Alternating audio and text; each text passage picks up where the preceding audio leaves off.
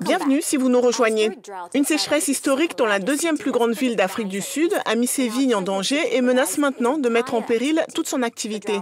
La sécheresse qui frappe la province devrait réduire la production agricole en général de 20% en 2018, décimant la récolte de blé et réduisant les exportations de pommes, de raisins et de poires vers l'Europe, selon le gouvernement sud-africain. Voici plus de détails. Depuis 3 ans, la ville du Cap, en Afrique du Sud, traverse une sécheresse exceptionnelle, la pire depuis un siècle. L'état de catastrophe naturelle a été déclaré et les habitants ont été contraints à ne pas utiliser plus de 50 litres d'eau par jour et par personne.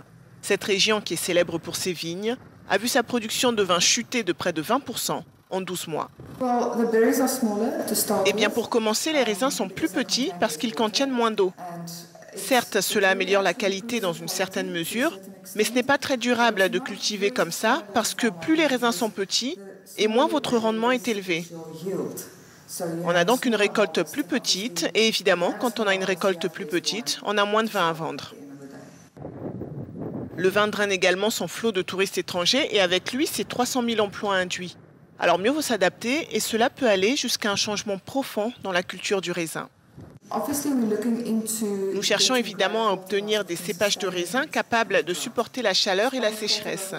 Les cépages espagnols sont très populaires, ainsi que les cépages italiens, qui ne nécessitent pas autant d'eau. Je pense donc qu'il y aura un changement général, mais c'est très difficile parce que le marché ne connaît pas ou ne reconnaît pas vraiment ces vins.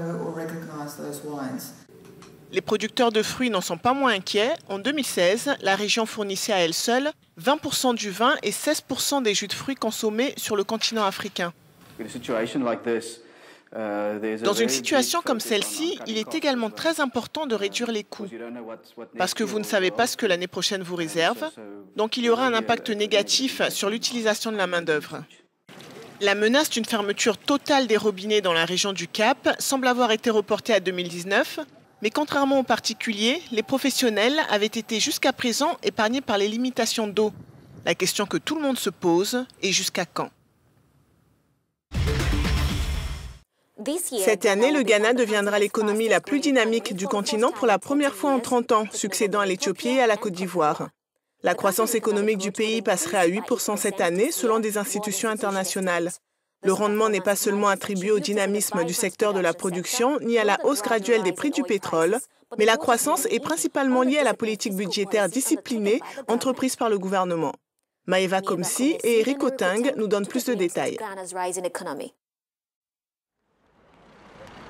L'économie du Ghana se porte très bien, à tel point que le pays devrait devenir le leader de la croissance africaine en 2018.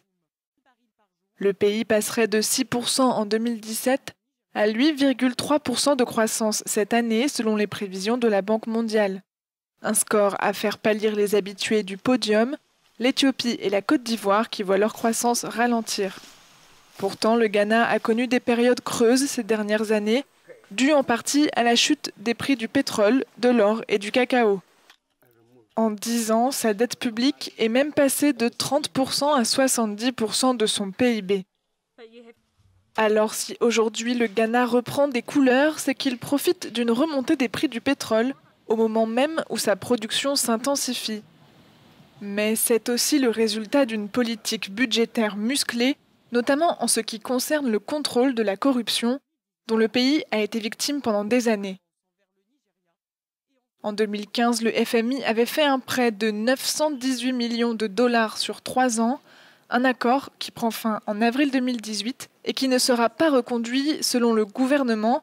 Le président ghanéen avait déclaré l'année dernière qu'il ne souhaitait plus jamais avoir recours au FMI ou à un autre plan de sauvetage de ce genre. Reste à savoir si l'économie ghanéenne sera assez solide pour tenir la distance et garder son indépendance. C'est ce que nous savons faire de mieux, vous apporter les dernières informations du monde des affaires avec une perspective panafricaine.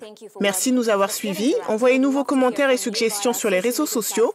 Vous pouvez me joindre directement sur Twitter, @afolakeji, et sur Facebook, Afolake Oyinloye. Au revoir.